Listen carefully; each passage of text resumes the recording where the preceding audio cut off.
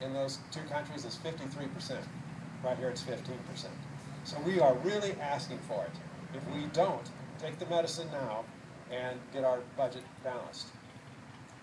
I'll stop there and see if there are any questions or comments about this. Yes?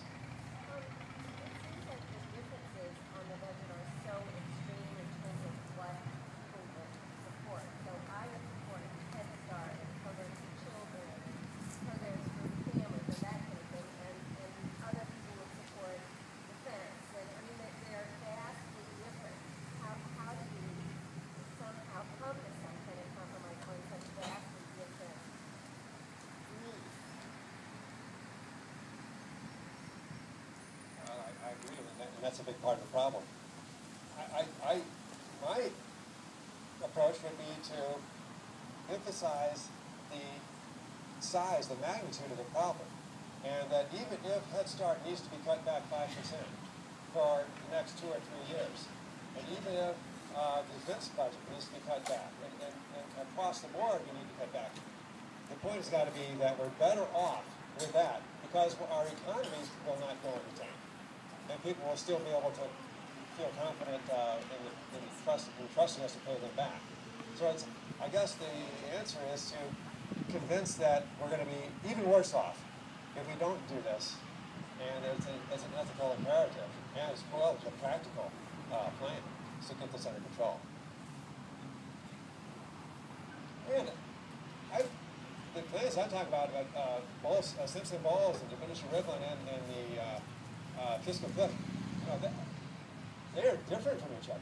So I'm willing to compromise. I'll vote for any reasonable budget control plan, and try to. If I'm willing to do that, and get other members to do that, hopefully we can find some common ground.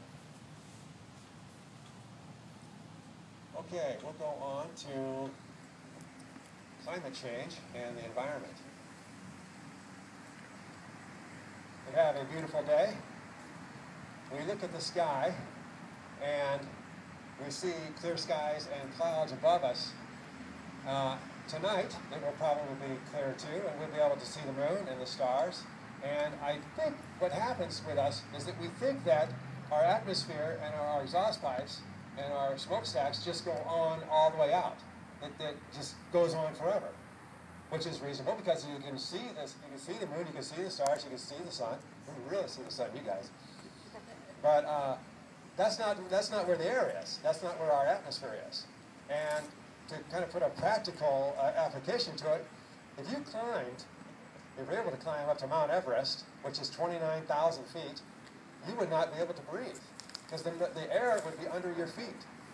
The air is below us, and even in Colorado where there's 14,000, the lighter air causes people problems.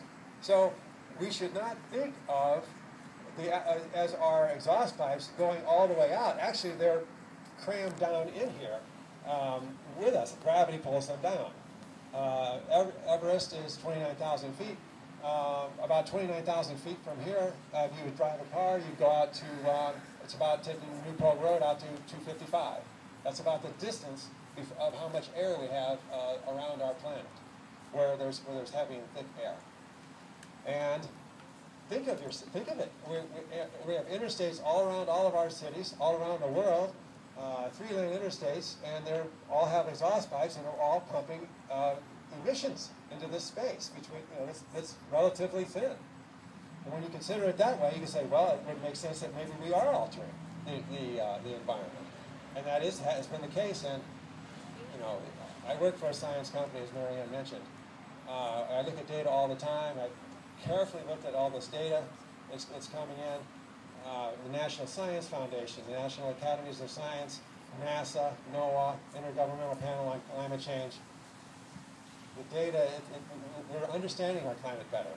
We know what it ought to be. The planet actually should be cooling. If you look at the Earth's orbit and the energy coming from the sun these days, we should be in a cooling phase, and it's not behaving like it's supposed to. Instead, it's going up. We know that. Mike and I used to go play hockey every winter around here. You cannot play hockey on the lakes around here anymore. And we know what kind of summer we just went through. And I agree that one summer doesn't make a global climate change. But read the T-shirt.